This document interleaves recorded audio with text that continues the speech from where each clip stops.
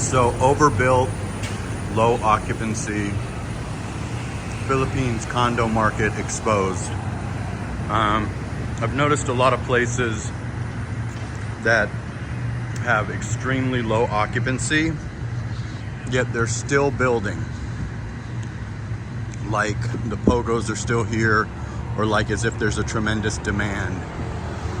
I know areas and buildings in particular that literally are not even halfway full, and they're still continuing construction on a project across the way. Whole communities that have been built that are just renting for half what they should, and they're continuing to move forward with the builds. I don't know why these developers have not just accepted that there's no demand for this stuff anymore, and that they've already built a sufficient amount of condos from BGC area to Taguig, Ortigas, Mandaluyong, Makati, you name it.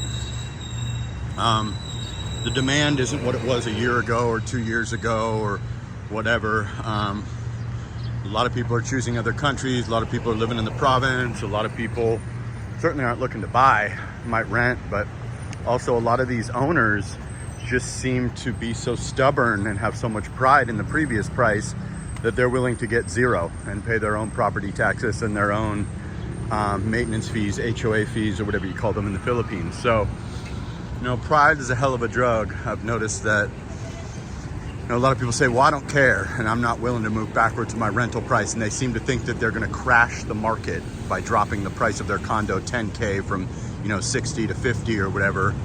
And really, that's just fair market value. Things go up and down in life. But as I've stated in my previous videos, when rent goes down, that's a major, major, major red flag. That's something that just generally rent is stable, even if the purchase price is going down. And generally rent just stays the same. Your landlord will say, hey, I'm just not raising your rent. Almost never will your landlord come to you and say, hey, you're now paying 5,000 pesos less, or you're now paying $1,000 less if you're in America or whatever. That happens basically never. You know, maybe if somebody moves out and then they realize that we're in like a recession or something, yes, they'll have to rent it for 800 bucks instead of 1,000 in America, or, you know, 20,000 instead of 25,000 in the Philippines. But it's just not a thing generally. And I've already pointed out previous examples of places like the Gramercy that are renting for way less now. It's just simple fact. There's no way around it. And then other people were commenting, oh, Mactan Newtown. Mactan Newtown, there's a condo available right now, 5.1 all in. This same condo was trying to be sold to me a little over 2 years ago for 10 or 10.9 million. So that's big, big, big, big, big money, and 50% off right there. Mactan Newtown is a place where they promised a big community, promised a mall. Maybe they built that mall, but Mactan Newtown is relatively small. Mactan Newtown consists of a McDonald's, a hookah lounge, a Starbucks, a 7-Eleven, the Savoy Hotel, I believe. I've stayed there many times. I like it. It's just a little man-made beach. The best thing about Mactan is you can go to the Shangri-La Hotel, and for $20 you can get an amazing breakfast or lunch buffet or whatever it is, and you can hang out there like you're staying there. But outside of that, Mactan is very underdeveloped and small. And right when you walk to the edge of Mactan, you're in the hood, basically in Lapu-Lapu. Like right when you pass that McDonald's and the big sign and stuff. So there's many places that are much better than that. Boracay and El Nido, Palawan are at the top of the list if you're willing to live sort of semi-provincial living. Boracay obviously has a Starbucks and has some fast food joints and a Shangri-La and decent Wi-Fi and some real cool stuff there. That's my most livable beach for you guys that want to live at the beach. El Nido is probably one of the most breathtaking beaches on the planet, but it's very spread out. You got to take trikes everywhere, and it doesn't have the modern, you know, Shangri-Las and the Starbucks and all that good stuff that, you know, Westerners have become accustomed to having. So you basically want to just figure out what works for you as far as your comfort level and what you enjoy. A lot of guys are province guys. I get it. You don't come all the way to the Philippines, like one of my buddies said, to live, you know, an American life. Well, I do.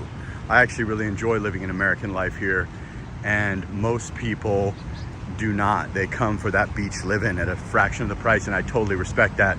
But for me, I like trips to the beach or a secondary place at the beach, and actually getting to live American style, as in having like a good gym or an infinity pool or like tons of food options or Starbucks or, you know, whatever the hell, you know, the city offers, which this is obviously ground zero for cities, BGC. But people will say, oh, well, BGC's not going down, the market's not crashing.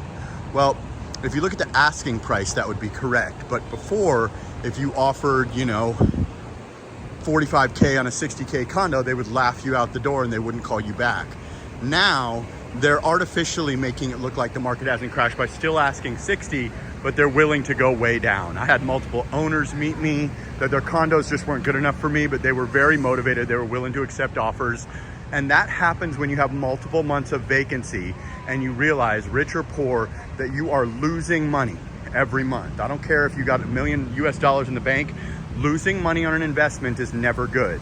And yes, some people are just rich and they'll have their tita go stay there. They'll let family friends stay there. If you're rich, you know, Pacquiao rich, that makes a lot of sense with multiple condos. You just have them as your little snowbird place, or your place if you come to BGC, or let your cousin or your uncle or your tita or your tito or whatever stay there. I got you.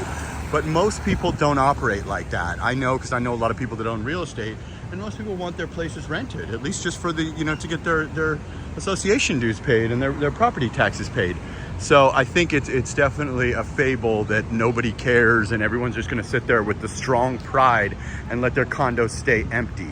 I don't think that that's gonna happen. I think that people are going to fold and finally accept 5-6 months later, after losing 300, 500K on their pride, that the rental market is less than it was in 2022 or 2023, or when the lease ended of their last person that got in. Another thing that I've seen with these uptown buildings is people getting foreigner priced into places and then thinking that that foreigner price is a reality. It's not. You can catch a sucker that just came in to pay $150,000 for your 90,000 peso condo, because they'll be comparing it to a Western country's you know, price. They'll think, okay, well, in America, I was paying, you know, $5,000 a month.